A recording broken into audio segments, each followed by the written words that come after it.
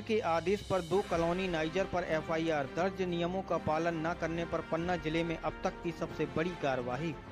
Coloniser act एवं town and country planning के तहत किसी भी आवासीय कॉलोनी को विकसित करने के लिए कॉलोनाइजर को उसकी कॉलोनी में भूखंड खरीदने वाले ग्राहक को मूलभूत सुविधाएं तय मापदंडों के आधार पर देना आवश्यक है।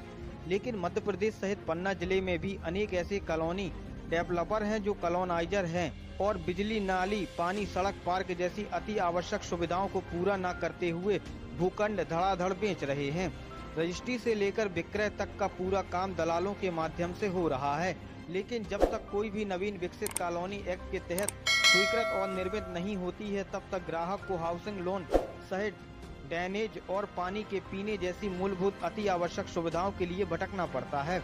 वहीं आज दिन गुरुवार दिनांक 22 मई को दोपहर करीब 2 बजे नवीन विकसित हो रही अवैध कॉलोनियों पर कार्यवाही करते हुए पन्ना कलेक्टर सुरेश कुमार ने 2 कॉलोनाइजर के विरुद्ध कड़ी कार्रवाई की है।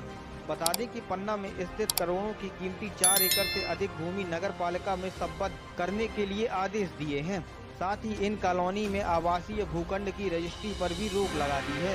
कलेक्टर ने बताया कि अब इन दोनों कॉलोनी का मानकों के अंतर्गत विकास करेगी, जिससे यह भूखंड खरीदने वाले रहवासियों को उचित मापदंड की सुविधा मिल सके। कलेक्टर ने यह भी कहा कि उन्होंने पूरे जिले के नगरीय निकायों के सीएमओ को आदेशित किया है कि अवैध कॉलोनाइजर के विरुद्ध प्रकरण बनाकर प्रस्तुत करें।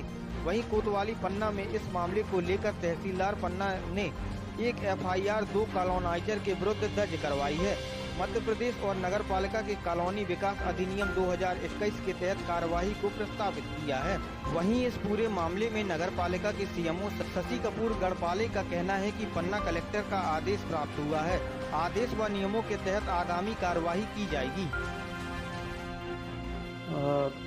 राज्य शासन के निर्देश हैं अवैध कॉलोनाइजेशन रोके जाने के, और यदि कोई करता है तो उसमें दंडात्मक कार्रवाई करने के भी अधिनियम में भी प्रावधान है और उसके तहत रूल्स भी बने हुए हैं।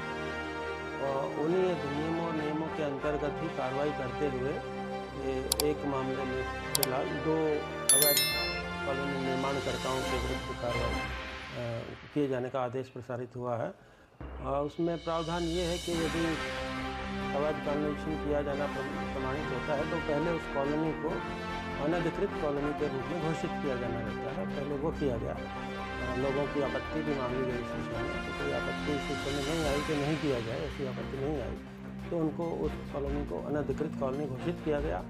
और तदुपरांत फिर एज पर लॉ आदेश प्रसारित किया है कि वो भूमि जो है कॉलोनी निर्माण वाली भूमि स्वामी की भूमि को नगर पालिका में अटैच किया गया है और नगर पालिका अब उसमें वैध कॉलोनी निर्माण के संबंध में जो आवश्यकताएं रहती है, लेआउट बनाना, लेआउट पास करना, जो कि टाउन एंड कंट्री प्लानिंग के निर्देशों और नियमों के अनुरूप रहता है, ये सब कार्रवाइयाँ एस्टिमेशन करना और एक वैध कॉलोनी बनाए जाने के दिशा में आगे की कार्रवाई करना, ये नगर पालिका करेगी। तहसीलदार अपने पन्ना के प्रतिवेदन पर जो कलेक्टर साहब ने आदेश किया था, इसमें कोतवाली में 2 आरोपियों के खिलाफ मोहम्मद उवैस सिद्दीकी और अब्दुल सलीम के खिलाफ नगर पालिका अधिनियम 339 का के अंतर्गत एफआईआर दर्ज की गई है।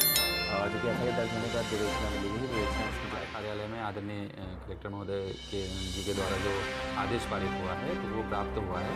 अब चूँकि जो नगर पालिका की जो नियम संगत कार्रवाई होती है, हम जो भी दिशा निर्देश है और जो भी